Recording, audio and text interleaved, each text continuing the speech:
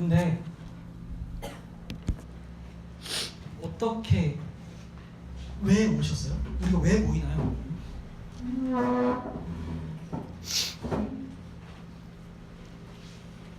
왜 모일까요? 일요일 날. 예배라고요. 아, 감사해요. 다른 날 예배 못 하나요? 그래요. 저도 그게 궁금해요. 미안해요. 맨날 이런 식으로 어떤 답을 줘도 답이 아닌 것처럼 말하는 저를 용서해 주세요. 기독교가 지키는 전통들 있잖아요. 사실 주일 성수라는 개념도 그 중에 하나잖아요. 이것은 처음에 예수님의 부활을 기념하기 위해서 안식일 대신 주일이라는 날을 정하게 된 거예요. 원래는 초대교회 때도 신약의 어디를 봐도 끝까지 일요일마다 너네가 첫날마다 한 주간의 첫날을 우리가 일요일로 보잖아요. 일요일마다 모여라 라고 말한 적이 없어요. 성경에서 알려준 법칙이 아니에요. 근데 우리는 하나의 약속처럼 이 시대의 교회로 살아가는 우리가 예수님의 부활을 기념하기 위해서 일요일날 모이자라고 한 거예요. 지켜가고 있고. 근데 왜냐면 이 부활이 없이는 다른 게 다 있어도 교회가 존재할 수가 없어요. 부활이 엄청 중요해요. 부활이 없으면 우리는 예수님을 믿더라도 하나님 앞에서 의인으로 될 수가 없어요.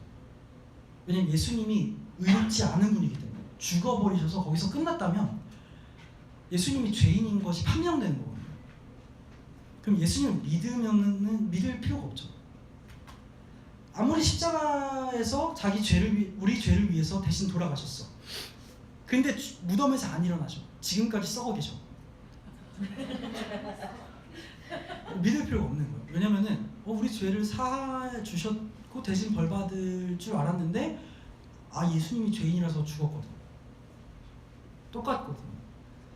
그래서 부활은 엄청 중요해요. 부활을 그래서 예수님의 칭의라고 해요. 하나님께서 부활을 통해서 예수님을 완벽하게 의롭다는 것을 판명하신 거예요. 판결하신 거예요. 그래서 그 예수님을 믿는 우리 모두가 이미 판결된 거죠. 의인으로. 죄인이 아니라 의인으로. 그래서 교회가 부활을 기념하는 것은 매우 중요한 거죠. 이게 기독교에 보면은 누가복음 23장 그리고 24장 1절에 보면은 안식 다음 첫날에 모였어요. 그래서 예수님이 돌아가신 지 사흘째 되는 날, 안식 후 첫날, 맞죠? 그날 예수님이 부활하신 거죠. 여인들이 향료 이제 그거를 예수님의 죽으심을 기념하기 위해서 가서 이제 향품으로 예수님의 시신을 좀 이렇게 하려고 갔는데 안 계셨죠. 예수님을 쌌던 세 마포는 이렇게 생각해야 돼요. 우리가 부활을 생각할 때 예수님이 부활하셔서 막 세 마포 다 찢어버리시고 문을 막 이렇게 여시고 가신 게 아니에요. 문이 열려 있었고 세 마포는 소복하게 놓여 있었어요. 마치 증발한 것처럼. 뭔 말인지 알죠? 그 옷을 입고 있다가 왜 간혹가다 영화 같은 데 보면은 갑자기 이제 어벤져스도 이렇게 했더니 이렇게 다시 이렇게 하잖아요. 물론 옷도 다 이렇게 없어져 버렸지만 옷이 그때 있었다고 생각해봐요. 옷은 남았다고 보면은 옷은 소복하게 아래 쌓여있겠죠. 그런 식으로 부활의 육신, 부활체라고 하거든요. 부활체는 좀 달라요. 어쨌든 성경에서 그것을 그 요인을 봤어요. 그리고 20장에 보면은 사도행전 20장에도 바울이 강론을 해요.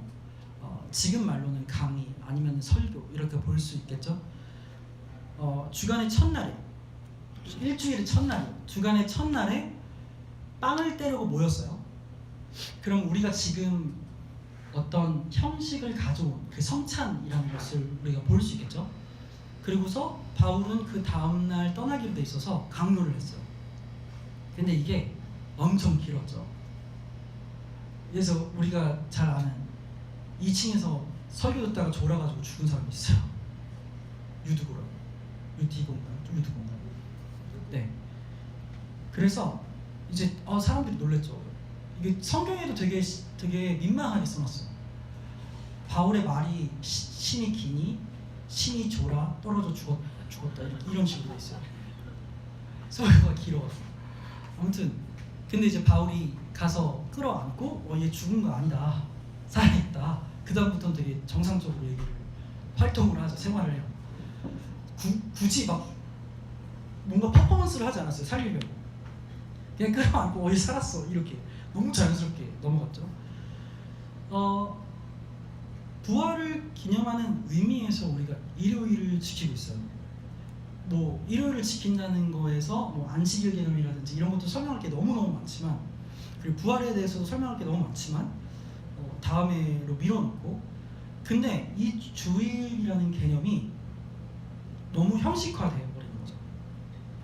의미가 퇴색하고 마치 일요일날 교회를 가면 내가 신앙이 좋은 것 같은 어떤 행위적인 측면이 되어버리는 거죠. 사실 일요일을 주일 성수를 잘 지키는 분들에게 부활의 의미를 물어보면은 정확하게 이해하고 부활을 살아내는 사람들은 적을 수도 있어요. 그래서 우리가 성경을 가지고 오늘날 적용하는 것, 어디까지 성경의 어느 부분을 적용하고 있으며 어느 부분을 가져가지 않는지, 이런 부분들도 중요하죠. 근데 어쨌든 주일 성수를 나는 잘하기 때문에 예수님 잘 믿어, 이거는 말도 안 되는 논리라는 거예요. 근데 우리도 일요일에 모였어요.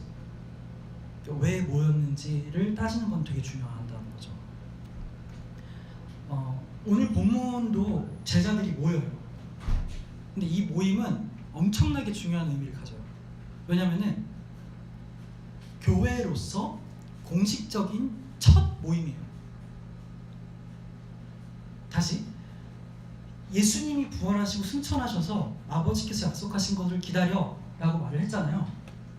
그래서 제자들이 모였어요. 근데 우리가 15절에 보면, 우리가 성경을 펴볼게요.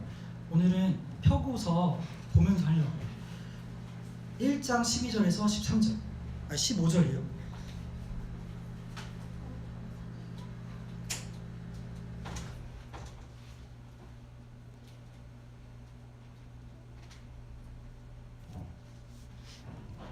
다 펴셨어요? 그럼 12절을 같이 읽어볼게요. 시작. 잠깐만요. 다 찾으셨어요? 네, 사도행전 1장 12절 같이 읽어보겠습니다. 시작.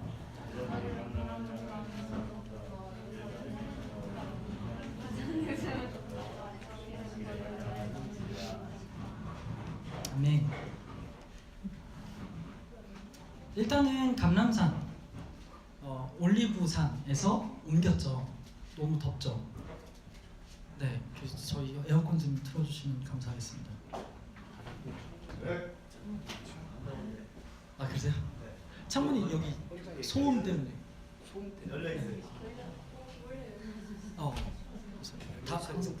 제가 닫으면 누군가 열어요. 열렸는데 닫았어. 자, 보시면 12절에서 이동했는데 안식일 날에 걷기에 합당했어요. 이게 뭐냐면은 안식일의 법 때문에 멀리 걸을 수 없었어요. 그래서 이동이 적었다는 거죠. 그래서 그 근처, 예수님이 승천한 장소에서 제자들이 모이는 곳은 그리 멀지 않았을 거예요. 그래서 13절에 보면은 다락방이라는 곳에 모여요. 근데 이 모임이 되게 중요했다는 거죠. 15절에 보면은 그 무렵에 신도들이 모였는데 그 수가 120명쯤이었더라 이렇게 하잖아요. 근데 여기서 120이라는 숫자는 당시에 공식적인 모임으로 인정받으려면은 충족해야 되는 숫자였어요. 120년이라는 게. 그게 학자들 사이에서 계속 연구되어 왔고 지금 거의 그것이 정설처럼 알려지고 있죠. 그러면은 뭐냐면은 사회에서 인정될 수 있는 공동체로서 첫 번째 모임을 가진 것이 다락방이었던 거예요. 여기서 성령을 세례를 받았고 그러면 이제 새 시대가 열리는 그곳이 다락방이었던 거죠. 우리가 이사야서 뭐 선지자들이 얘기했던 걸 계속 보잖아요. 구약에서 예언돼 봤던 거. 내 영이 임하면 너네가 어떻게 된다. 그 새 시대가 열린 것이 이곳이에요. 근데 우리가 왜 다락방에서 안 볼까요 지금?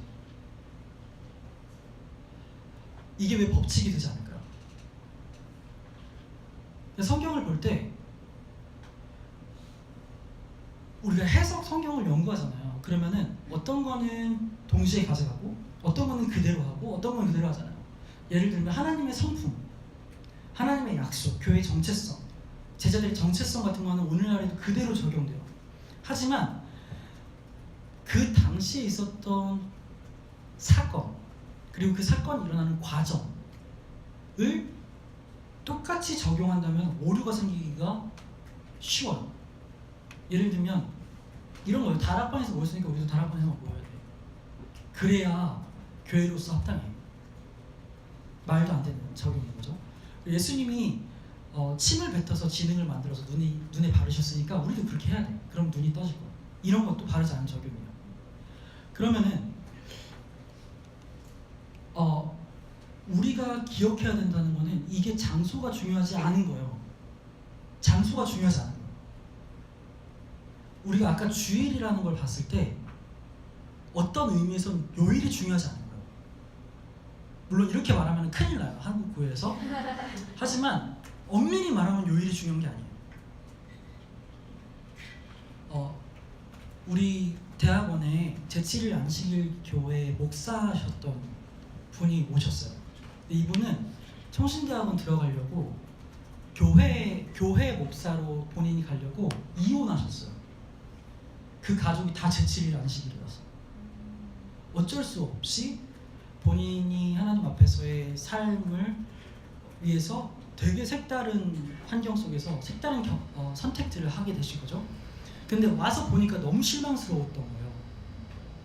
제7일 안식일교보다 하는 건 오지게 없으면서 말을 많아요. 그래서 이게 2단 강의들이 있어요. 교양 선택 중에서. 그 강의에서 한 강의를 그분이 맡으셨었거든요. 그땐 그분도 전도사님이셨죠. 근데 그분이 이런 말을 하셨어요. 자기는 교회 개척하면 토요일날 예배할 거예요. 똑같이 보기가 너무 싫다고. 그런 식으로 우리가 잘못하면은 형태만 껍데기만 남고 그리고 그 껍데기로 인해서 엄청나게 왜곡된 복음을 전하게 되어버리는 거죠. 그래서 이 다락방이라는 것도 장소가 중요한 게 아니에요. 근데 그날 있었던 사건의 의미가 중요한 거죠. 근데 왜 오늘날에는 교회라고 하면은 건물 이 생각날까요? 왜 교회라고 하면은 다락방 다니는 것처럼 일요일마다 어딘가를 교회를 다녀야만 하는 것처럼 우리는 왜 그렇게 여기고 있을까요? 여기서 깨알신학을 다시 한번 들어봐요.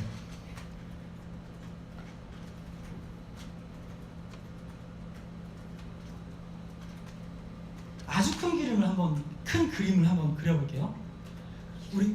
우리가 CPC에서 다루는 내용이긴 해요. 근데 예수님이 언약을 성취하셨죠. 근데 그 언약을 성취하셔서 승천하심으로 성령을 보내주셨어요. 그래서 그 결과로 예수님의 사역의 결과로 교회가 탄생했단 말이에요. 그럼 이 교회를 사도들이 이어받았었어요. 그래서 사도들이 이어받은 그때를 우리가 초대교회라고 말을 하죠. 그때는 교회를 건물이라고 생각할 수가 없었어요. 왜냐면 핍박이 있었거든요. 드러내놓고서 번지르르한 건물을 지어서 이거 우리 교회 모임할 거예요 라고 말하면 큰일 나는 거죠. 왜냐면 그때는 로마에 있었잖아요. 아직 이스라엘이 독립되지 않았어요. 독립되지도 않고요. 근데 건물을 져놓고서 이거 우리 교회 건물이에요 이렇게 이 개념이 아예 그 당시 사람들한테는 없었어요. 제자들한테도 없었어요. 그냥 어느 다락방, 사실 이 다락방이라는 것이 우리가 흔히 마가의 다락방이다 라고 말을 해요. 하지만 그 근거는 정확하진 않아요. 마가의 다락방이란 마가 집 위에 있는 한 방이었겠죠. 그러니까 어느 집이었던 거예요. 집집마다 모여서 교회 모임을 가졌어요. 제자들이 모임을 했어요. 그리고 그거를 우리가 지금 교회라고 부르는 거고요. 그러면은 그 모임에 가려면은 쉽지 않았어요. 지금처럼 인스타에다가 광고하지 않아요. 우리 모임 몇 월 며칠에 있어요. 몇 시까지 오세요. 이럴 개념이 있을 수가 없죠. 핍박이 있었고 누가 와서 꼰지를 수도 있고 괜히 이 공동체를 해코지할 수도 있고 그래서 복음에 대한 철저한 확인이 엄청 중요했던 거예요. 그리고 그 이미 예수님을 알고 있는 모임을 하고 있는 사람들과 관계가 없이는 그 모임에 갈 수가 없었어요. 뭐 길거리 가면서 뭐 이렇게 막 찌라시 나눠주면서 우리 교회 오세요. 우리 예배 이렇게 이런 것도 아니잖아요. 그럴 수도 없었고 우리가 좀 교회의 출발점이 어땠을까? 그걸 좀 거룩한 상상을 할 필요가 있어요. 지금 우리는 관계성이 없어도 올 수 있고 일요일을 잘 오고 일요일 예배에 다 출석하면 믿음이 좋은 것 같고 이런 게 그러다가 이제 교회 일요일 날을 위해서 뭔가 봉사하기 시작하면은 야, 너 헌신하는 사람이구나. 하나님 앞에서 헌신됐구나. 이런 그림이 그려지잖아요. 당시에 그럴 수가 없었다고요. 그래서 이거를 우리가 원리로 가져가는 거는 갭이 있어요. 물론 의미를 잘 가져가면은 건강할 수 있지만 그 시대에 이 교회, 한국 교회에 딱 생각했을 때 있는 지금 이 교회 있잖아요. 이 교회가 바닥부터 지금까지 성장할 때까지 어른들이 계시잖아요. 그 교회를 처음부터 시작하셨던 그분들에게는 괜찮아요. 헌신이 하나님 앞에서 신앙 고백이 될 수 있어요. 하지만 이미 그것이 벌어진 다음에 태어난 다음 세대가 그 교회를 봤을 때 굉장히 오해할 수 있다는 거죠. 일요일 예배 참석하면은 뭔가 신앙이 좋구나. 저렇게 돈 많이 내서 장로님 되고 헌금 많이 하면은 뭔가 이쁨 받구나. 이렇게 오해할 수 있다는 거예요. 물론 헌금 많이 하는 것이 되게 중요하긴 하죠. 가치 있죠. 하지만 위험할 수 있다고. 왜 그러는지를 모르는 다음 세대를 키우려고.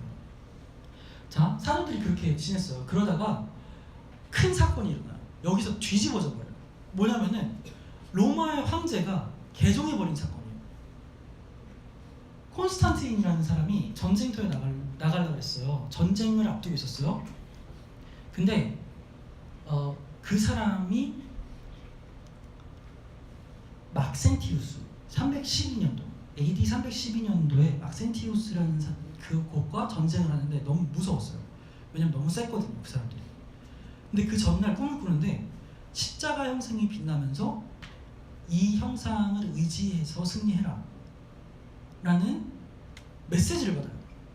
물론 역사학자마다 이 사건을 다르게 해석하긴 하지만 기독교에서는 중요한 사건으로 보는 거죠. 이 견해로, 이 관점으로 봐요.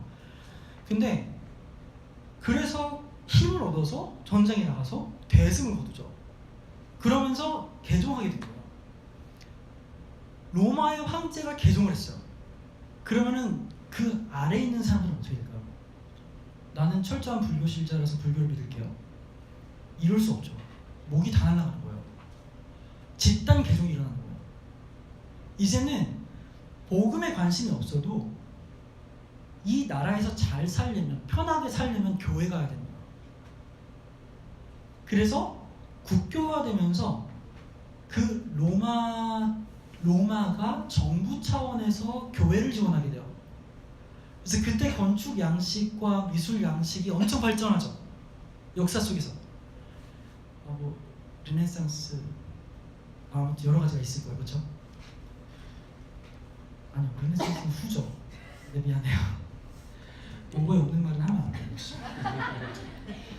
이렇게 건축 양식들도 발전하고 교회를 꾸미기 위한 어떤 미술도 발전을 하고 굉장한 발전들이 일어나요. 근데 그게 그런 배경 속에서 일어났던 일들이에요. 그러면서 이제 교회 다니는 것이 슬슬 입질이 온 거예요. 그때부터 이미 교회 하면 건물이 뭐였겠죠.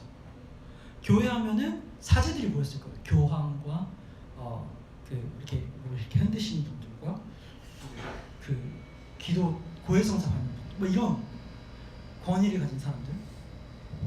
근데 그러면서 점점 교회가 교회답지 못하고 정치와 섞이게 됐어요. 그리고 가난한데 계속 본인의 품위를 유지하기 위해서 얼토당토하는 돈들을 쓰는 것이 당시 종교 지도자들 사이에서 드러났고요. 그리고 그 교회의 이익이 곧 교회 지도자층의 이익이 되어버렸어요. 그러니까 이런 것들을 보면서 소수의 깨어있는 분들이 이거 좀 아닌 것 같다. 말씀으로 돌아가야겠다. 이게 종교개혁이다. 우리가 말씀으로 돌아가자. 그래서 루터가 반박문을 붙이죠. 거기서 종교개혁이 발동돼요. 루터가 한 게 아니에요. 루터가 반박문을 붙였겠지만 루터 혼자 한 게 아니라 이미 공동체가 있었어요. 그런 모임들이 있었던 거예요. 하지만 종교 지도자층은 아니었죠. 그렇게 가서 종교개혁이 일어나요. 그러면서 그 카톨릭하고 구별되기 위해서 그 정황에서 교회 표지와 속성과 사명 등을 정하게 되죠. 그게 우리가 말하는 교회 표지, 말씀, 성례, 권징. 이게 교회 3대 표지고, 속성은 통일성, 사도성, 보편성, 거룩성. 왜냐면은 카톨릭이 가질 수 없는 것들이었어요. 카톨릭은 말씀이 사제들만 가지고 있었어요. 사제들이 아닌 일요일날 교회 오는 사람들은 말씀을 해석할 권한이 없었어요. 그리고 성례 집행도 사제들만 하는 거죠. 권징도 자기들끼리예요. 근데 교회는 예수님을 믿는 사람들이 하는 거예요. 말씀과 성례와 권징을 다. 그것이 되게 중요했었던 거죠. 그리고 우리는 이거를 아까 우리가 밥 먹으면서 잠깐 나눴지만 사도행전 42장으로 가서 4대 표지를 끌고 오는 거예요. 이건 나중에 다시 다룰 거예요. 2장 설교할 때. 근데 그러면서 종교개혁이 일어났었는데 2차 세계대전이 터진 다음에 말씀으로 돌아가자는 움직임이 약화됐어요. 너무 복음이 사람에게 맞춰져 버린 거죠. 사람들이 이해할 수 있는 어떤 이성을 중시하게 됐고, 계몽 사상, 계몽주의, 계몽 운동 이러면서 그러면서 여러분 지루하시죠? 저도 죄송해요. 그래도 열심히 들어주시면 좋을 것 같아요. 그러면서 이게 이해돼야 돼. 그래서 창조를 이해할 수 있게 말해봐. 이렇게 된 거예요. 그러니까 모세가 성경을 쓴 것의 어떤 정황이나 그런 것들을 살피지 않고 이거는 그냥 그 당시 신화 속에서 이렇게 신들이 표현됐어. 이런 식으로. 복음도 부활도 뭐 그때 그렇게 성경은 신앙을 위해서 그렇게 기록은 되는데 역사적 사실은 아니야. 이렇게 된 거죠. 그러면서 복음주의라는 것이 등장을 해요. 자유주의에 반해서 말씀으로 다시 돌아가는, 계속 개혁되는 거죠. 그래서 복음주의로 오면서 교리가 강조돼야 된다라고 말을 하죠. 근데 또 이 복음 목회자형 리더십이 시간이 지나면서 기업자형으로 바뀌어요. 왜냐면은 하나님 나라 관점이 요 기점에서 많이 달라졌어요. 자, 중세 때 교회에서 전쟁을 많이 했어요. 국교가 교회인 나라에서. 근데 그 중심에는 어떤 마음이 있었냐면은 그 메가처치를 넘어서라는 그 책에 보면은 하나님 나라의 확장이라는 개념을 영토 확장으로 이해했던 거예요. 그래서 우리가 교회니까 저 땅을 우리가 먹으면 하나님 나라가 확장된다. 그래서 전쟁이 많이 있었죠. 피를 많이 흘렸어요. 근데 미국 대륙까지 와보니까 없는 거야 이제. 그리고 전쟁을 그렇게 할 그것도 아니야 이 상황이. 세계 정황이.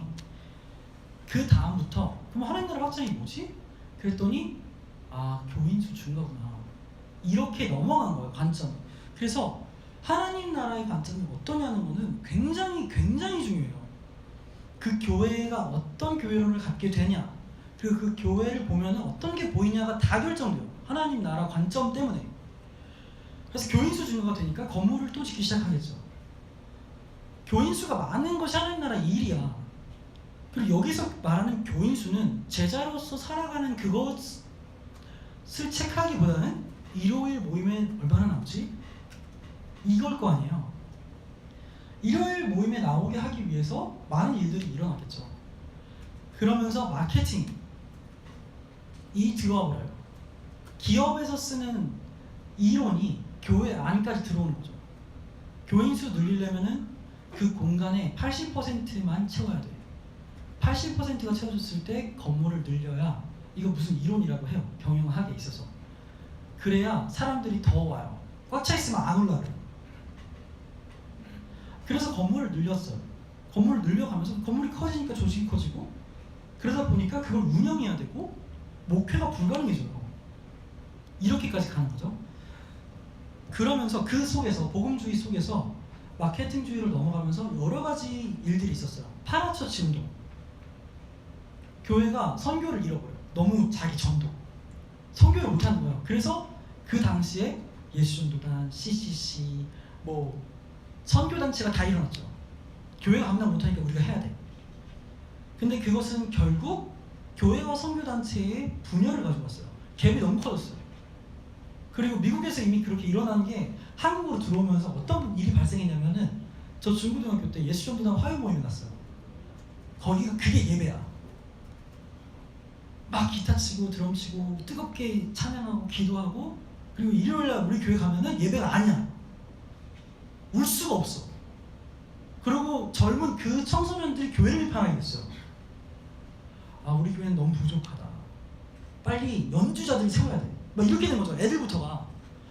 그러니까 복음을 굉장히 왜곡하는 결과를 낳긴 했어요. 물론 좋은 거 저도 그때 잘하고 좋은 게 엄청 많죠. 근데 이제 우리 꼬집자는 그렇다는 거예요. 그러다가 미국에서 또 파라처치 운동이 있다가 한계점을 발견하게 돼요. 그러다가 또 무슨 운동이 일어나냐면은 하우스처치 운동이 일어나요. 아, 너무 단체로 가니까 공동체성이 너무 적어져요. 가족이 아닌 것 같아요. 일 때문에 모여요. 다들 선교하자, 전도하자 이러면서 모여요. 예배팀, 뭔가 봉사팀. 그래서 우리는 집에서 모이자. 너무 좋았어요. 처음에 곳곳에서 막 폭발적으로 전도가 되고, 근데 교리가 약화됐어요. 말씀을 건강하게 가르치는 게 너무 약화된 거죠. 이제 복음주의에서 마케팅주의를 가면서 그런 일들이 일어나요. 그러면서 이제 깊이 있게 하나님을 다시 경험해야 된다. 그러면서 그래서 이머전트 그룹이 생겨나요. 이거는 좀 아이합이라든지, 아이합 단체 알죠? 그래서 뭐 신비로운 체험, 그러니까 이렇게 제대로 이머전트 그룹으로 해서 좀 이렇게 심한 데는 이렇게 해요. 어떻게 보면은 샤머니즘적인 향이 펴져 있고 되게 신비로운 분위기가 경험되고, 설교 들을 때 누구는 그림 그리고 있어요. 노트 하는 게 아니라. 그러니까 영감, 그 성령께서 일하시는 거를 각자의 은사들 펴고 누구는 춤추고 있고요. 이런 예배들이 일어나죠. 근데 교리의 약화, 복음에 대한 이해도가 떨어지는 것을 체험으로 메이크업할 수가 없어요. 성경에 대해서 알지 못하는 그 어떤 부분을 체험으로 대체할 수 없어요. 너무 극명하게 드러났죠. 그리고 지금 우리가 여기 있는 거예요. 그리고 한국에는 이 흐름이 100년 안에 다 일어났어요. 지금 본 거는 2000년 역사예요. 2000년 동안 서양에서 일어났던 거를 우리가 신학적으로 풀자면 역사를 이렇게 볼 수 있어요. 크게. 근데 한국에는 100년 안에 일어났단 말이에요. 그러면 그 안에서 우리가 어떻게 교회로 가야 되는지는 고민을 해봐야 돼요. 그래서 이런 정황 속에서 당연히 한국에서 이미 우리가 태어났을 때 교회 건물이 있고, 이미 우리 부모님이 헌금을 많이 내는 것이 신앙이 좋은 거라고 여기고, 목사님도 그렇게 말씀을 하시는 분들이 계시면서 자연스럽게 우리가 거기에서 배우고 봤기 때문에 우리도 그렇게 생각하고 있는 거예요. 하지만 다시 본문으로 돌아가 보자면 다락방에서 모이지 않아요. 장소나 시간이 중요하지 않았어요. 그렇다고 해서 우리가 막 마음대로 모여, 이건 아니죠. 우리가 약속을 하고 모이지만 왜 모이느냐, 그리고 교회가 뭐냐는 엄청 중요하다는 거예요. 교회는 건물이 아니에요. 그래서 웨이처치에서 계속 말해요. 교회는 건물이 아닙니다. 근데 이게 건물이 필요 없습니다. 우린 건물을 안 쓸 겁니다가 아니죠. 힐하우스 카페 이 건물이 교회가 아니라는 거예요. 우리가 교회인 거죠. 우리가 모이는 곳이 교회 모임입니다. 그거를 말하고 있는 거예요. 자, 이 속에서 교회가 움직였던 어떤 액션을 취했던 것은 하나님 나라 관점이 큰 영향을 줬어요. 그래서 하나님 나라 관점을 어떻게 가져가느냐에 따라서 완전히 달라져요. 하나님 나라가 남녀 평등을 위해서 있어야 된다. 하나님 나라는 남녀 평등이야 라는 관점에서 성경을 보면은 성경을 해석할 때 다 남성 우월주의를 비판할 때요. 만약에 하나님 나라는 모든 압박에서의 해방이야 라고 말하는 게 해방신학이거든요. 해방신학을 가지고 성경을 보게 되면은 다 운동권으로 가게 돼요.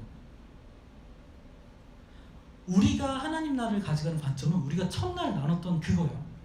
마태복음 5장 16절 착한 행실, 그걸 말하면은 다시 창세기의 톱으로 가서 하나님이 지으신 원래 우리 창조 목적을 이 땅 가운데서 살아내는 거죠. 예수 그리스도 때문에 우리가 이미 교회 됐기 때문에. 그것은 우리 때문에 우리 옆에 있는 사람들이 하나님의 사랑을 경험하는 거예요. 하나님의 채우심을 경험하는 거예요. 그게 제일 첫 번째인 거예요. 그게 우리가 가져가는 하나님 나라와 교회의 관계성인 거죠. 자, 다시 본문으로 가볼게요. 본문을 보면은 기도하기 시작해요. 14절에 보면. 근데 제자들의 리스트가 배열되어 있고 그 다음 절에 보면 여자들과 예수의 어머니 마리아와 예수의 동생들이 등장해요. 그들이 한 마음으로 힘써 기도한 거예요. 근데 이것도 재밌는 게 여자들을 누가는 굳이 표현하고 있어요. 그 배열에 넣고 있어요. 감히. 당시 종교 지도자들이 보기에는 말도 안 되는 일이에요. 교회의 첫 모임이고 거기에 있었던 리스트를 쓰는 거예요. 그러면은 그 당시 사람들은 여자를 넣으면은 이거는 형편없는 공동체가 된다는 걸 알고 있었어요. 왜냐면은 이건 여성 비하적인 발언이 아니라 당시의 여성은 지금 우리가 생각하는 것과 좀 달랐어요. 당시 사회에서는 노동력이 인정되지 않았어요. 전쟁할 수 없어서. 그래서 인구수를 계수할 때 여성이 포함되지 않았죠. 아이와 여성과 노인은 포함되지 않았어요. 그것을 제외하고 120명이 공식 공동체의 조건인 거죠. 근데 누가가 굳이 왜 넣을 수 있냐? 왜 교회로서 이렇게 세계관이 달라지냐? 라고 묻는다면 이미 하나님 나라가 임했기 때문이에요. 그 하나님 나라의 질서가 회복이 됐기 때문에 여자가 들어올 수 있는 거예요. 동등한 거죠. 역할적인 측면에서만 달라요. 만약에 제가 목사라고 막 삐대요. 말도 안 돼요. 이렇게 교만해. 어디 목사가 있는데 자꾸 이렇게 목사가 찜질방 가자고 가요. 어디 야유회 가는데 이런 예를 들어서 제가 존경하는 분이 목사의 권위가 어디 있을까요? 되게 재밌는 예가 있어요. 어떤 교회에서 야유회를 가기로 했대요. 임원분들이 이제 뭐 여전도회라든지 뭐 이렇게 모여서. 근데 비가 오게 됐어요. 야유회를 가기로 했는데. 근데 목사님은 찜질방 가고 싶은 거야. 근데 다른 구성원들은 그냥 식당 가서 갔다가 차 마시고 헤어지고 싶어요. 여기서 목사 권위가 등장하죠. 어디 목사가 이러면 안 돼요. 목사 권위는요 말씀에 있어요. 똑같아요. 목사는 역할이에요. 기능이 다를 뿐이에요. 그래서 교회는 목사를 중심으로 가면 안 돼요. 복음 중심으로 가야죠. 그리고 목사는 언제든지 틀린 말씀을 전하게 되면 질책받을 수 있어야 돼요. 여러분이 말씀을 연구해서 주장하라는 건 아니에요. 이렇게 막 내가 생각할 땐 이건데요. 목사 왜 이거 해야 되는 거 이렇게 하지 말자고 우리. 그게 아니라 목사가 비복음적일 때 제가 뭐 행실이 바르지 않아요. 말한 대로 살지 않아요. 그럴 때 서로 알려줘야 됩니다. 우리 구성원들 모두는 권징의 대상자들이에요. 목사를 제외한 게 아니죠. 여기서 말하는 것처럼 여자도 들어와서 아이들도 들어와서 한 마음으로 같이 기도하는 것처럼 우리는 한 마음으로 기도하는 거예요. 근데 이들이 기도할 수 있는 것이 하나님 나라가 임했기 때문이에요. 그러면은 누가복음에서 이걸 뭐라고 그러냐면은 하나님 나라의 일이라고 하거든요. 근데 이거를 봤을 때 한국어 번역이 저는 진짜 좀 다르게 표현했으면 되게 좋을 것 같아요. 넘겨볼게요. 원어로 보면 이게 어떠냐면은 월갱이라는 단어가 안 들어가 있어요. 하나님 나라의 업무, 하나님 나라의 어떤 행위, 하나님 나라를 위한 어떤 행동 이런 개념이 들어가 있지 않아요. 레곤타 페리테스 바실레이아스 투 데우거든요 이게. 근데 이게 말하였다. 여기가 말하였다요. 레곤이 선포하는 거예요. 왕의 권한으로 선포를 했어요. 근데 여기 타, 테스, 투 이건 다 관사예요.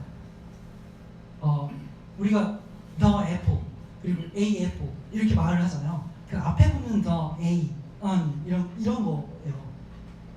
그러니까 이 문장에 이란 단어가 없어요.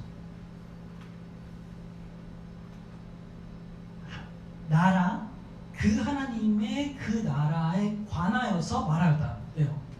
근데 그게 하나님 나라의 일에 관하여 말하였다. 이렇게 우리나라로 번역이 됐어요. 우리가 잘못하면은 일해야 돼가 되는데 그게 아니라 하나님 나라에 관해서 우리가 살아가는 거예요. 하나님 나라에 관해서 우리가 가르치고 하나님 나라에 관해서 우리가 나누고 다 하나님 나라에 대한 거예요.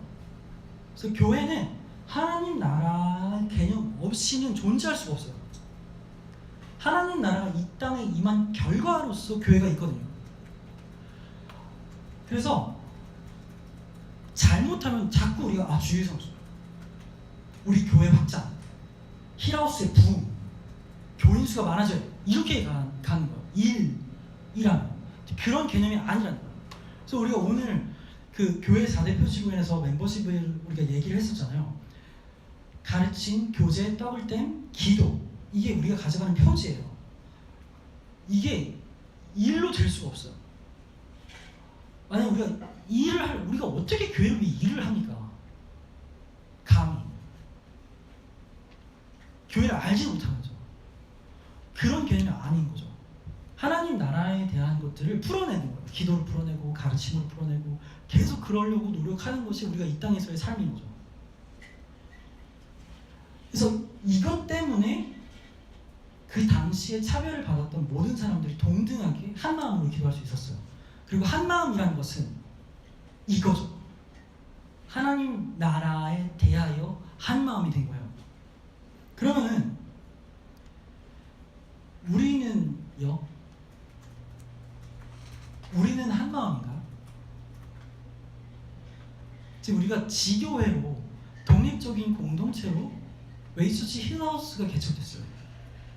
그럼 우리는 어떤 거에 한 마음인가요? 엄청나게 중요해요. 그냥 기도한 게 아니에요. 한 마음으로 기도했어요. 우리는 뭘 기도하고 있나요?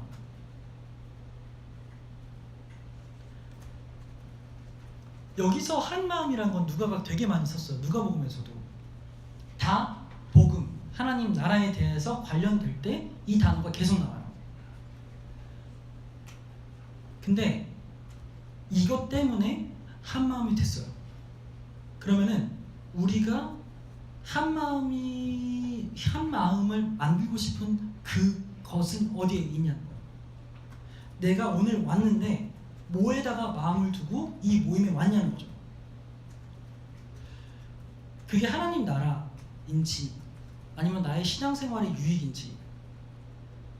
근데 그 유익이 정말 나를 위한 어떤 그런 신앙생활.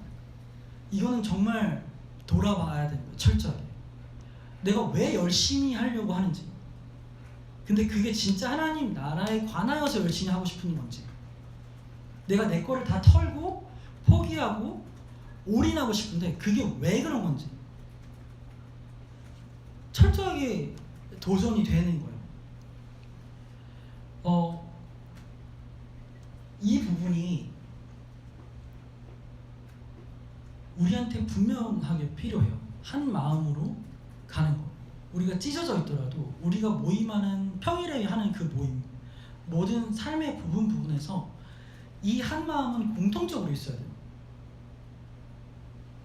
그거는 우리가 계속 말하고 있는 그 바시레이아 대우죠. 그 하나님 나라인 거예요. 그리고 그걸 우리가 봤을 때 착한 행실이라는 걸로 표현돼요. 힐하우스라고 이름 지은 그것인 거죠. 마태복음 5장 14절 다시 읽어볼까요? 여기 없어요.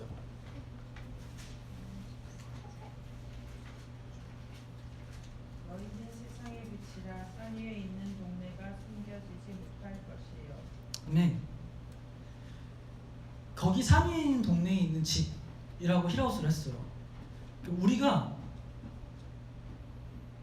이게 뭐 집단 이기주의적으로 말하는 게 아니라 힐하우스가 돼야 돼요.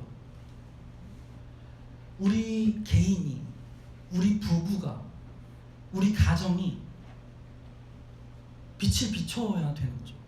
있는 곳에서. 거기에 한 마음으로 우리가 기도할 수 있어야 돼요. 거기에 한 마음으로 우리가 필요를 채워줘야 되는 거고요. 거기에 한 마음으로 우리가 같이 떡을 떼야 되는 거고요. 거기에 한 마음으로 가르쳐야 되는 거죠. 그래서 그 코어가 없이 우리가 열심히 하면은 다 각자 갈 길로 갈 거예요. 근데 그거는 교회 정체성이 아니에요. 각자 소견에 옳은 대로 행하였더라. 이건 죄의 상태예요. 그래서 우리가 어디를 중심으로 하나 됐냐, 왜 기도하고 있냐 라고 했을 때 이건 엄청나게 중요한 거예요. 그래서 기도를 하나님 나라에 관해서 기도해야 돼요. 기도는 내가 원하는 것을 얻어내기 위한 수단이 아니에요. 그래서 이런 표현이 굉장히 중요해요. 내가 기도해서 이렇게 됐어. 이 말은 진짜 무서운 말이에요. 나 예수님 믿어. 그래서 내가 기도했더니 이렇게 됐어. 이게 굉장히 모순적인 말이에요.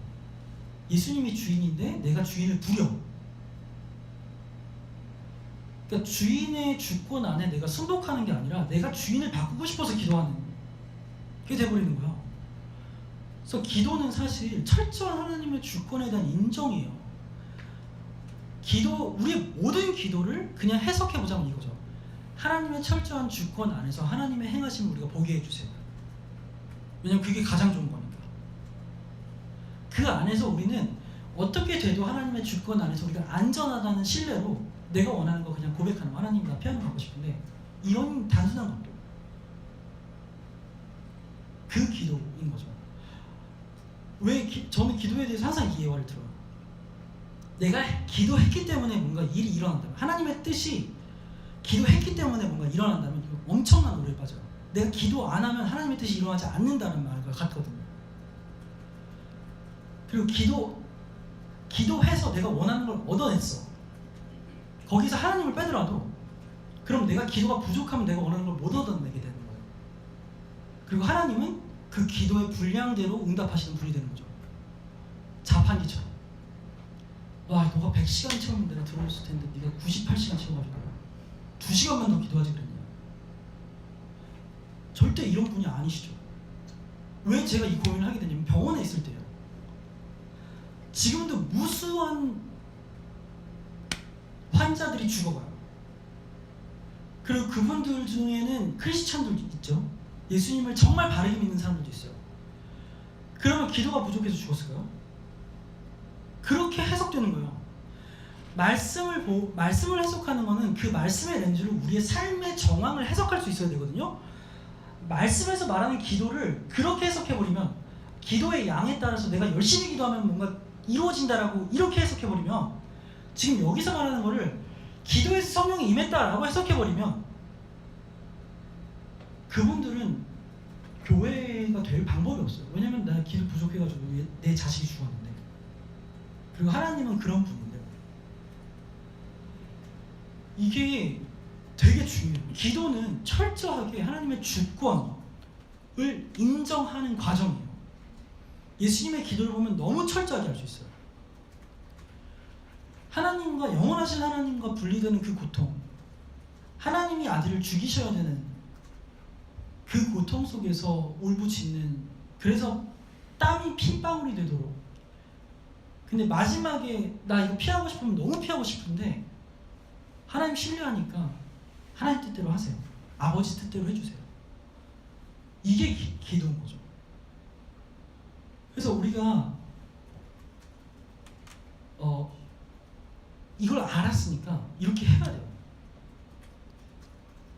평소에 우리는 한 마음으로 계속 기도해야 돼요.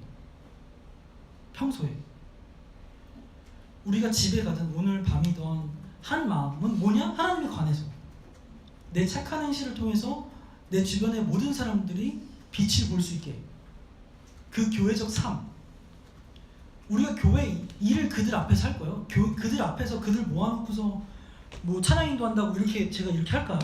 교회 일이 아니라 하나님 나라에 관해서. 우리 회사 사람들 모아놓고서 기도해야 하는 게 하나님 일이 아니잖아요. 예수님을 알지도 못하는데.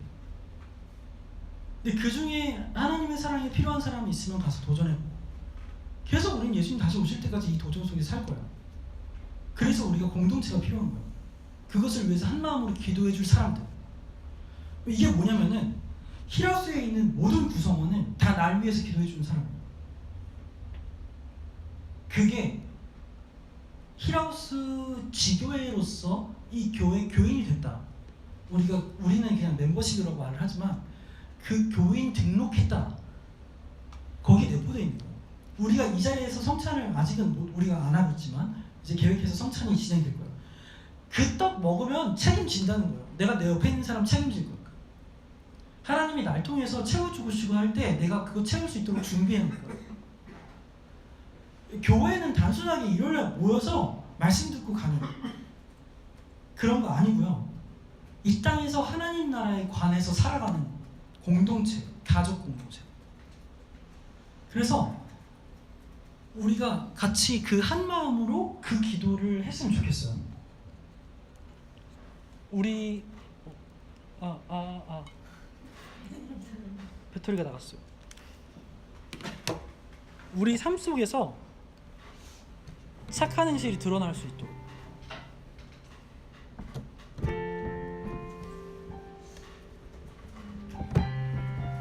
그리고 힐하우스가, 우리 교회가 정말 바르게 하나님의 관점을 알아서 하나님 더 이해해서